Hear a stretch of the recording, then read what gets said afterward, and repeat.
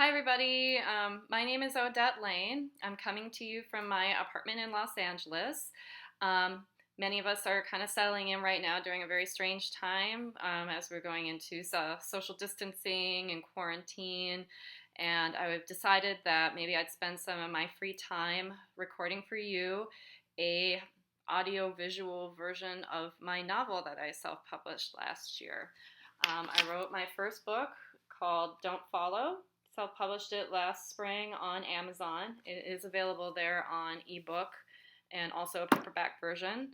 I don't know if right now you'd be able to get the paperback version since I think a couple days ago Amazon kind of put out a thing that they're only sending out essentials, and I don't know if my novel falls under that. But you would still be able to get the ebook, but I had a lot of friends tell me at one point that I should make an audio version of this book, an audio book, and that would, then they read my novel. So here you go. That's what I'm going to do now, and hopefully this will be entertaining for you. Hopefully it'll be something maybe for you to do while you're also sitting at home trying to figure out stuff to occupy your time. It is a horror book. I'm a horror writer. Been obsessed with horror since I was a child, and so a lot of the stories that I write or come up with in my weird mind is always kind of a horror-driven novel. I'm hoping that you enjoy it. I'm going to start today by just reading the back of the book so that you know what it's about, know what you're getting into. If you want to stick with me after you hear that, great. If not, please share it with your friends that are into this type of stuff. The first chapter is actually pretty short too, so this video will be pretty short. The other ones will continue to be longer. There's about 16 chapters in the book, so I'm hoping this will be about a 16-part series if we continue to do it. So please, watch my YouTube channel, share it with your friends. Hopefully we'll get it out there and everybody will have maybe a little spooky bedtime story to listen to at night as we are trying to not think about the real spooky bedtime story that's going on out there. Also, every single one of these videos, if possible, I don't know because I don't know what supplies I'm gonna have in my apartment over the next couple weeks. But there's a lot of drinking in my book, hence the bar behind me here. This is probably as close as I'm gonna get to a bar for a while. So I want to, and also being a bartender myself, that right now I'm not working. I was working in events, which all is kind of pretty much, we don't know when we're going to be doing those again. But I wanted to feature maybe a drink or what is Odette drinking tonight, and maybe kind of emulate a drink after what might be featured in that chapter. So one of the characters, Scott, in this novel is drinking a whiskey Coke during when we meet him in the first chapter. So I have some whiskey here in one of my favorite glasses here. It's a little, there we go. It's a little owl glass, a little vintage owl. I did not have whiskey Coke. I'm not going to run down the store right now just to get that. So it's a whiskey soda with a lemon, and then I also have a little bit of sweet vermouth in there because I do love Manhattans. I'm not sure what you would call this drink, but I don't know. I think it tastes good. So that's the drink I'm featuring today as I read this first segment. There's also, I think, a glass of cheap wine that's featured, which I have some of that too, but I decided to go with the whiskey. I figure it's more fitting for the book cover with the drink on it. Don't follow. So let's start out. Let's just jump right into it. Hopefully you'll enjoy this. I'm going to read you first the description of the book so you know whether or not this is something you want to keep listening to, because I know not everybody is a big fan of scary stuff. So here we go. After her father suffers a devastating heart attack, Charlotte abandons an advertising career in New York and returns home to Minnesota to help out at her dad's pub. Since college, Charlotte has struggled with sleep paralysis, where she is haunted by a shadowy creature that continues to prey upon her in her sleep. Desperate for answers, she signs up for an experimental sleep study. Charlotte's life quickly becomes interwoven with 5 other strangers who are also part of the study. Scott, a charming drunk regular at her father's bar, Brenda, a sexually provocative photographer, Deanna, a sad and quiet office worker, Jarek, a clairvoyant bartender, and Charlie, an unemployed stoner. The darkness that binds each of them becomes stronger as their lives intertwine, unleashing a long-dormant demon into their collective world. Set in inner-city Minneapolis, These strangers find love, loss, heartache, and clarity as they unite to try and banish the demon with the glowing hand back to hell. So if that sounds interesting to you, that is the book that I wrote, and I'm going to read to you now. So we'll start, the way that the chapters are kind of displayed out, it's kind of weird doing an audiobook, and I haven't actually listened. I read more than I do. I've done a few audiobooks. People keep telling me listen to more audiobooks, but I actually prefer to read, and I prefer to read in paperback. So I'm not sure how they do all of them. They might be a lot fancier than this, and you guys can tell me in the comments if you have suggestions on how I can make this better. Let me know. So, but the way that my book is kind of laid out is it starts with day 1, day 2, day 3, day 4. So this is going to be day 1 of everyone in the book's lives, and then it will go on there from day 2, day 3, day 4, day 5, etc. Makes sense. There is a couple of opening things that I put in this book that I think is really kind of a way to like bring you in and give you kind of an idea. So like in the first thing that we see is over the course of our lifetime we sleep for 26 years.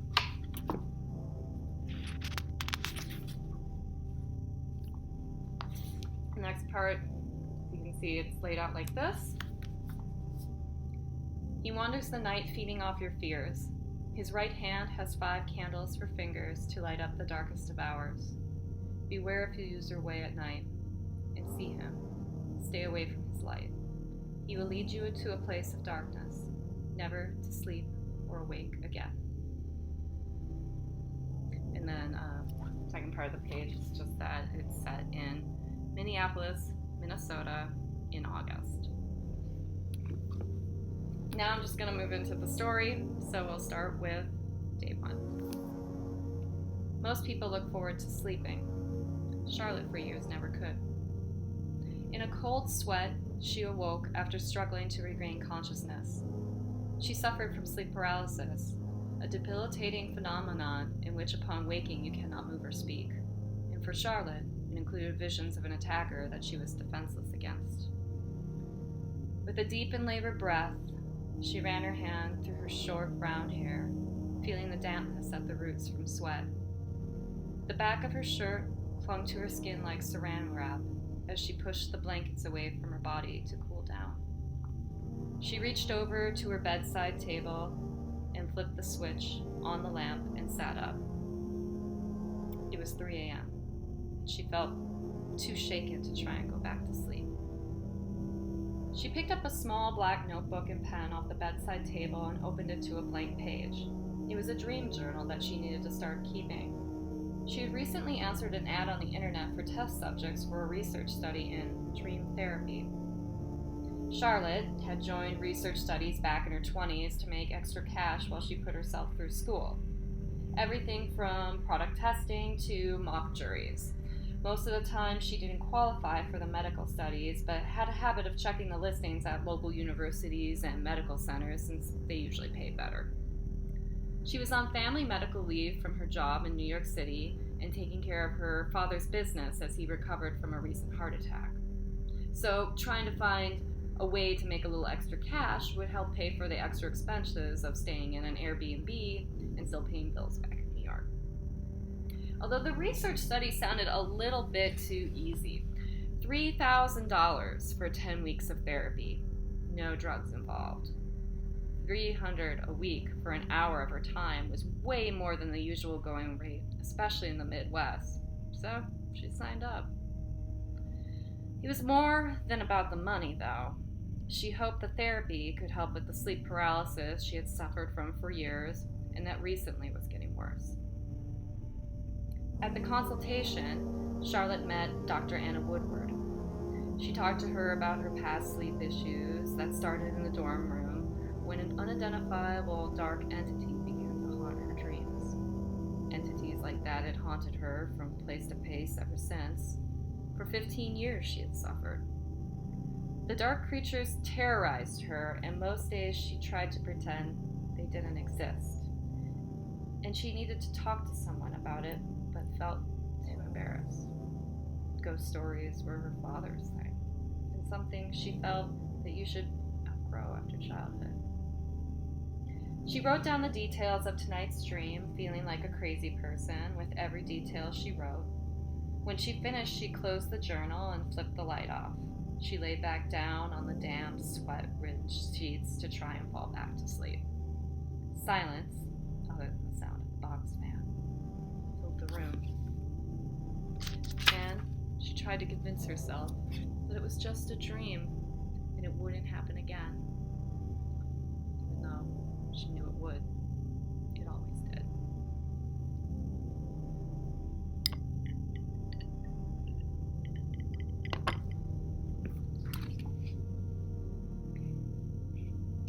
Charlie sat in his kitchen with his laptop, looking through the employment ads. After 2 months of unemployment, his appearance fit the role well. He couldn't remember the last time he had been clean-shaven. His dirty blonde hair that his conservative manager was always harassing him about cutting and keeping pulled back in a ponytail now hung loose and came down to his shoulders. He was recently fired from his customer service job at the airport when he didn't pass a random drug test. It was a job that he wanted to quit for years, but never had the motivation to look for anything new. And now he was forced to. Most days he didn't even try to find a new job. The thought of going back to 40-hour weeks and dealing with other people's demands seemed horribly depressing. Working in customer service made him despise people, yet that was all he had experience doing. It was either find another soulless job to go back to every day, or back to school. Going back to school wasn't something he ever was going to do. His parents never went to college or encouraged him to. And at 33, he didn't feel the need to go and sit in class with a bunch of 19-year-olds. In online universities, he was certain was a ripoff. As he scanned the listings, he noticed an ad along the side of the screen placed by Dr. Anna Woodward for dream therapy. He saw they were looking for test subjects, and it paid. This would be perfect for him since he was pretty much dead broke. Since he was a child, Charlie had suffered from horrible nightmares. In the dreams, he would witness graphic and grisly crimes, mostly rape or murder. The catalyst for these visions had always been a mystery. He had grown up in a typical working middle-class family with a relatively happy childhood.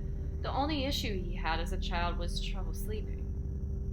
When he was 8, after months of him not sleeping through the night, his parents took him to a childhood psychiatrist. But nothing helped. And Charlie began to lie to his parents and the psychiatrist so he wouldn't have to go anymore. After that, he never spoke to anyone about the disturbing dreams that still haunted him as an adult. Last night was more of the same.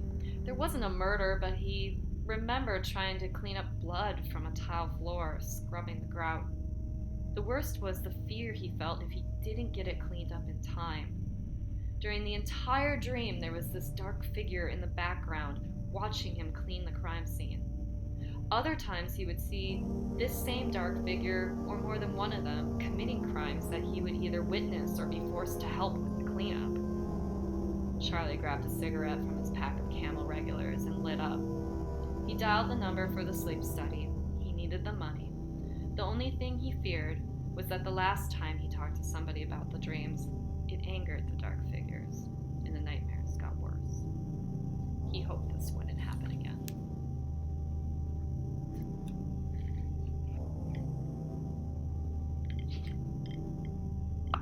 This comes into play right away. Scott sat at the bar nursing a whiskey coke. It was 9 a.m., and he was drinking as usual after getting off work from his graveyard shift as a hospital security guard. It was the same job and the same shift he had been working at for 10 years, a job he originally took back in his 20s when he was a young and aspiring writer. Back then, he thought he could come home after work and then spend his mornings working on his screenplay ideas. Once his writing career took off, he'd quit. Those dreams faded over time after projects he submitted to studios were rejected over and over again. He found himself going to the bar after work more and more, and now it was an everyday occurrence. His bar of choice was a run-down little neighborhood joint that catered to the third shift workers in northeast Minneapolis called McGowan's. His life had fallen into a rut of working, drinking, sleeping. Or maybe a better way to put it was working, drinking, and passing out. Writing, which once was something he worked on daily, he now worked on once or twice a month. He didn't sleep well. His body, even after 10 years, never adjusted to sleeping during the day. Alcohol helped him get to sleep, or at least that was one of his many excuses to drink. Even when he could sleep, he never dreamed. The only thing he could remember dreaming was seeing flashes of light, like when a train goes through a dark tunnel. There was a light at the end of the tunnel that he would never reach, as if every night he was passing over into death, but never reaching the light. He would just wake up to his grim reality. He'd walk to the fridge and crack a beer to ease the pain, and then get ready for work. Scott reached for his whiskey coke, sipped the last of the murky liquid from the ice. He put down a 20 and pushed his stool away from the bar. "You out of here, Scotty?" the bartender asked, not even looking up from the morning paper he was reading. "Yeah, thanks, Wally.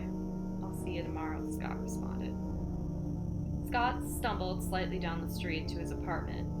He only lived a few blocks from the bar. He looked down at the ground to see a purplish-colored flyer and stopped to pick it up. It was an advertisement for experimental dream therapy. Scott chuckled to himself, thinking maybe therapy could help him dream again. Just as he was about to crumple the flyer and drop it, he saw the $3,000 payment. Scott started to think in his drunkenness how it might be fun to mess with his therapist once a week, making up dreams simply to get a reaction. He spent years trying to write horror movies.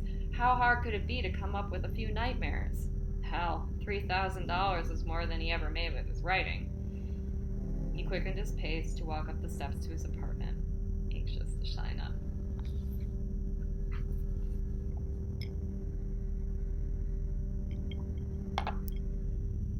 Deanna, a cute 30-year-old petite blonde, sat at her desk at work, feeling trapped inside her cubicle walls.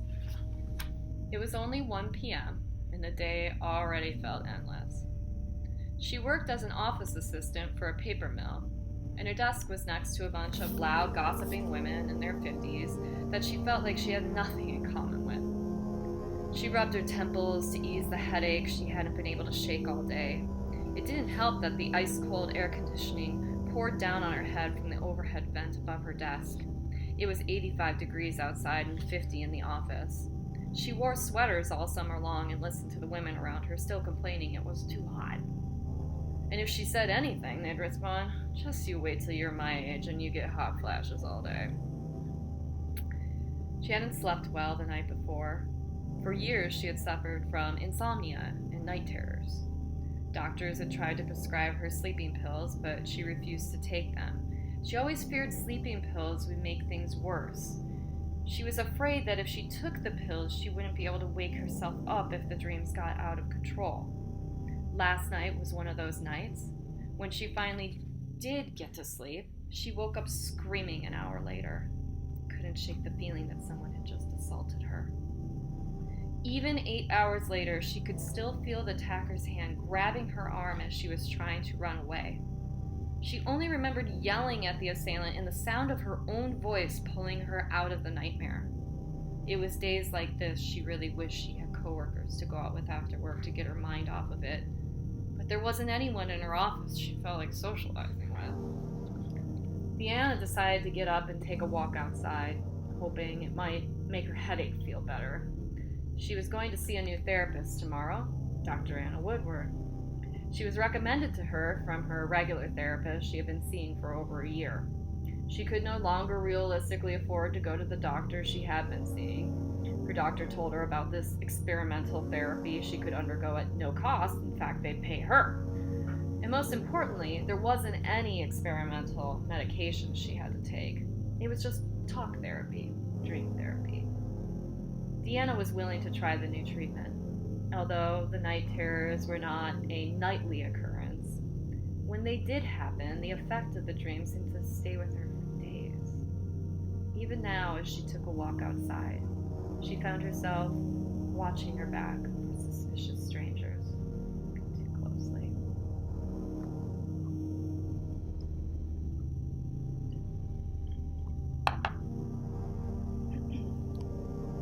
Jarek got on the city bus to head to his job as a bartender. He worked the evening shift at a bar in Uptown called Paradox.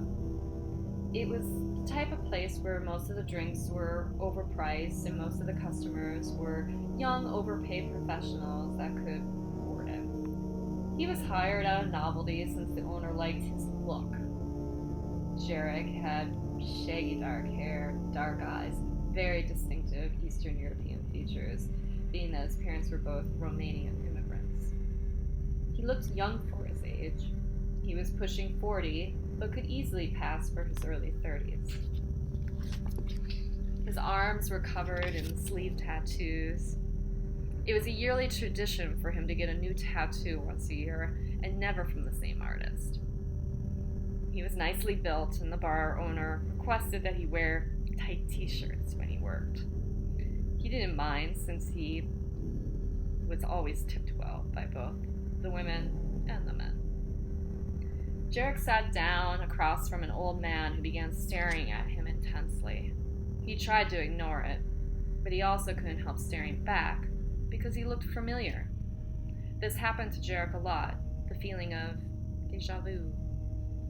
Ever since he was a child, he had been clairvoyant. He never really talked about it to anyone until he was older. And that was when he realized women found it sexy. He had begged many hot one-night stands with the pickup line that he had seen them in his dreams the night before. His Romanian accent probably helped make that line sound less cheesy. Women found him mysterious and more interesting than their other options in Minnesota, which were mostly white men with receding hairlines or shaved heads to hide it. Funny thing was, the premonitions had never involved a love interest, but women he met didn't need to know that. The things he saw in his dreams were unfamiliar places and strangers, like the old man on the bus.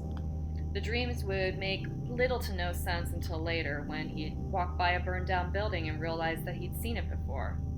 It was creepy to think that maybe he could have prevented something from happening, so he ignored the dreams. He never made an attempt to remember them. He would let the sense of déjà vu come and go. It felt like a burden, not something he wanted to act on.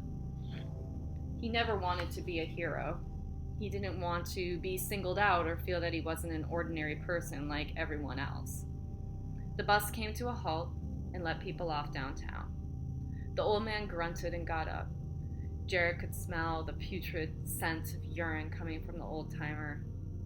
He looked right at Jarek and held out a newspaper clipping. "Take it," the old man demanded. Jarek, who was trying to ignore him, looked up, breathing through his mouth. He glanced at the others sitting next to him with a look of confusion. The old man grunted again, and the newspaper clipping dropped from his hand and landed on Jarek's lap. Then he turned and got off the bus. "That was weird," Jarek commented quietly, and to divert the attention away from him. He looked down at his lap, at the clipping. On the front was a picture of a missing teenage girl. Why was the man handing him this? The thought crossed his mind that maybe the guy had a kid of his own once that ran away.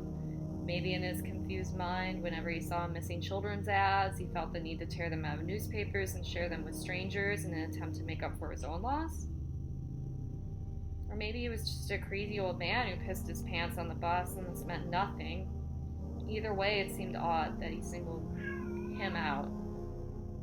Jarek turned the clipping over, and there were classified ads on the back. It was the usual ads for enlarging your penis, donating eggs, and tarot card readings. But one ad stuck out, and it was for a paid study in dream therapy. Jarek didn't recognize the missing child on the front, but maybe this newspaper clipping would be useful. He folded it up and put it in his pocket and pulled the cord. His stop was next. It's my cat in the background trying to get in on this video. Anyways, we're almost done. Last section.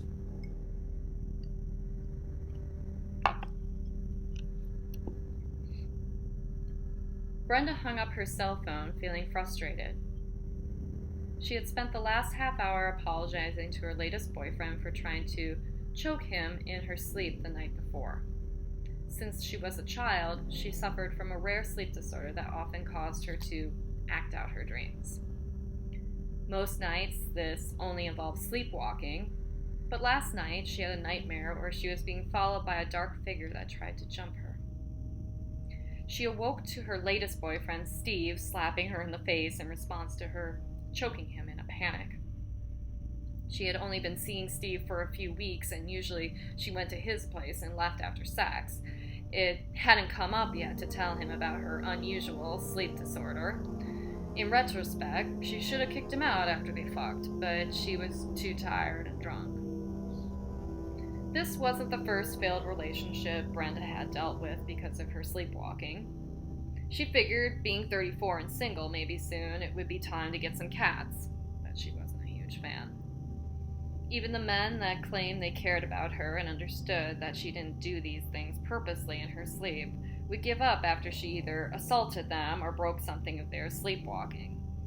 There were treatments out there, but Brenda didn't have health insurance or the money to cover them.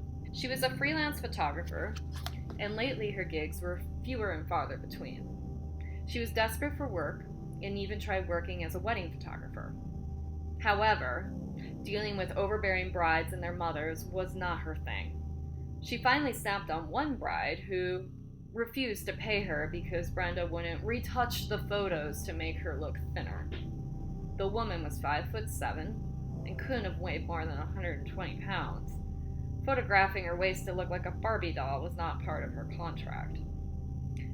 After many arguments, she finally agreed to give her the photos for half the agreed upon price, with no retouching to make the woman go away. The night before she sent the photos, she got drunk and fattened her up for a few crucial frames. They do say the camera adds 10 pounds, she chuckled to herself. After that, she vowed never to shoot a wedding again. Brenda poured herself a glass of cheap red wine and began to sort through her mail that was on the kitchen counter. She grabbed the bundle of envelopes and headed over to sit down on her couch. On her way, she dropped what looked to be a junk mail postcard addressed to the President. Placing the rest of the mail on the couch, she went back to retrieve the postcard. She sat down with it and took a slow sip of wine. It was an invite to a paid research study in dream therapy for people with sleep disorders. It seemed pretty ironic that she would get this after the night she had. Maybe she would call Steve back and he would consider seeing her again if she was in therapy. Then again, therapy or no therapy, he already thought she was nuts. It paid, and she could definitely use the money. Who knows? Maybe she would meet a guy with the same disorder in the waiting room and they could have the epitome of dysfunctional relationship. She tossed the postcard on the coffee table and decided she would call tomorrow. The bottle of wine was much more important at the moment. All right, so that is the end of day one of Don't Follow by Odette Lane. Hopefully that gave you a little taste of these 6 characters that we're about to dive into and see where their lives go with this experimental dream therapy study with Dr. Anna Woodward. So I'm hoping that you'll continue to tune in and hear more of my story. The next section will be a bit longer than today's. Today's section was probably about maybe a third of what the next chapter will be. So we'll do a lot more just diving right into reading. And I'm hoping all of you are staying safe out there and everyone's doing good. And thank you so much for watching. And please share with your friends. And hopefully we'll get my story out there to a few more people. I would just love to get your feedback and hear more of what your thoughts are as I continue to do these and read you my story. So have a good night. And hopefully you'll tune in again soon. All right. Bye-bye.